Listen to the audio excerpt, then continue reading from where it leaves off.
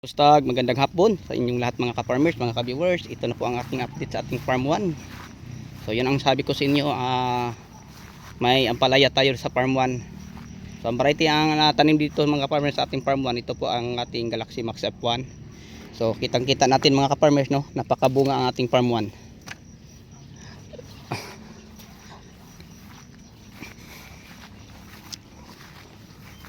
Ayan. Ang talong, mayroon pa?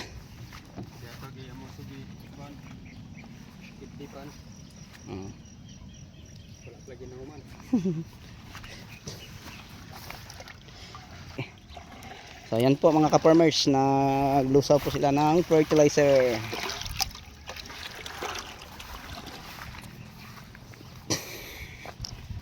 Ayan na po mga ka-farmers ang ating ampalaya, ang ating papaya. Yan, may bunga na. Yan, papaya Red Royal. Sa gilid na po ng taniman natin ng ampalaya, and then ang ating sitaw at saka pipino.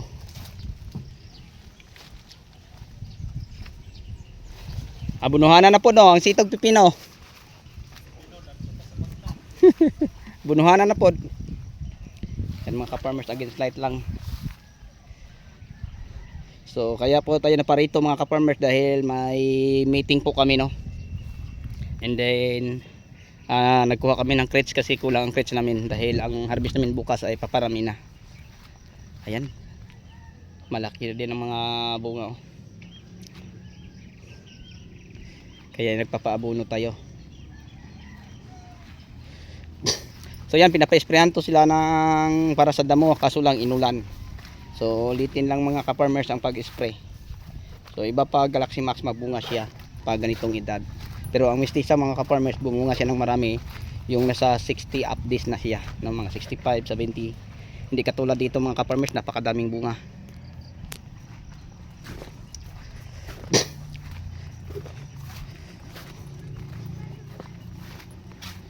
So yun po ang mai-update ko po sa inyo. Ang daming, yun ang ating sitaw at saka pipino dyan.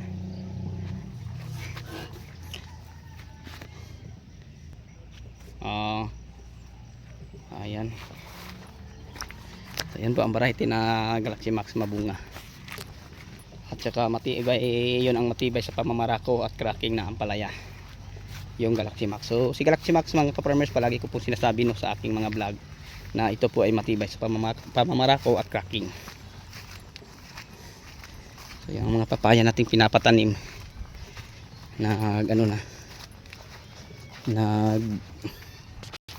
nagbunga na. So ito na po ang ating sitaw mga ka-farmers, no? Yan,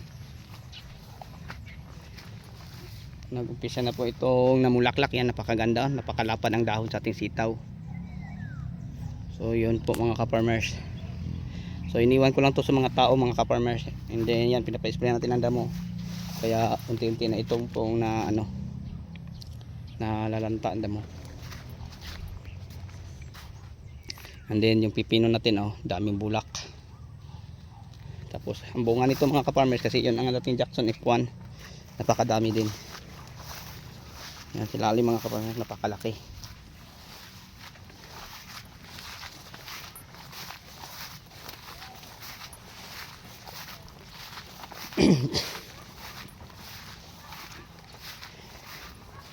So ang variety po ng ating sitaw, ito ang ating galantitudo.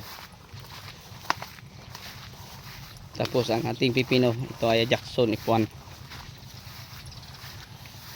Lang mga ka-farmers, hindi na ito nadidiligan nila uli ng fertilizer. Sabi nila bukas pa daw after harvest. Yan, may palaya pa dun. So yung pipino, sitaw natin mga ka-farmers, ito napakaganda. Pag ito po ay mga ka-farmers, no, mag-harvest, ay napakarami po nito kasi mayroon itong 8 linya na ganyan kataas, mga 150 meters.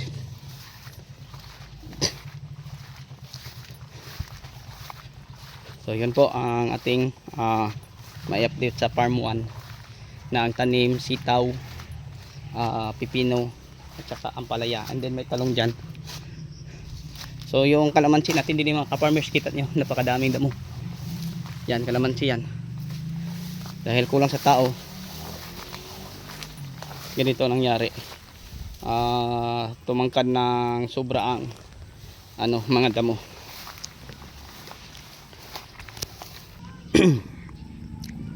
So ulitin ko mga ka-farmers, ang variety ng ating ampalaya na tanim sa ating farm 1 ay Galaxy Max F1, ang ating sitaw naman ay Galantitudo. Tapos ang ating pipino naman, ito po ay ang ating Jackson F1.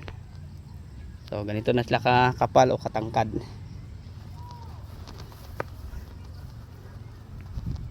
Yan, marami pang malilit na bunga mga ka-farmers. So ang kulang dito ay fertilizer.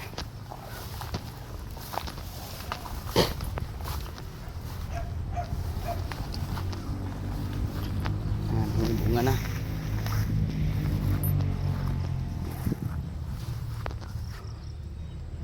So yun lang siguro ang may update ko sa ating farm 1. And then bago tayo magtapos mga ka-farmers sa ating update sa ating farm 1 mga ka-farmers, mega love shoutout sa ating mga subscriber, mga viewers, share at commentators, sa inyong lahat at inyong walang sawang pagsuporta. Maraming salamat po.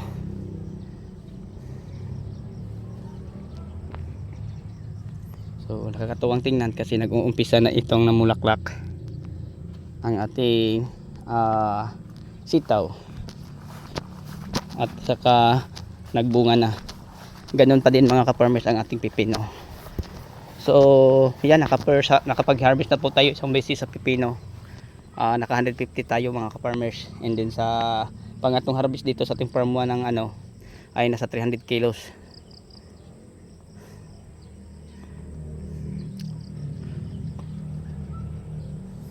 Yan ang ating taniman ng talong dyan sa gilid. Ito ang ating pipino at sitaw. Ayan, apalaya. Dyan mga ka-farmers nakatanim ang ating talong, pero yan, sobrang kapal na ang damo.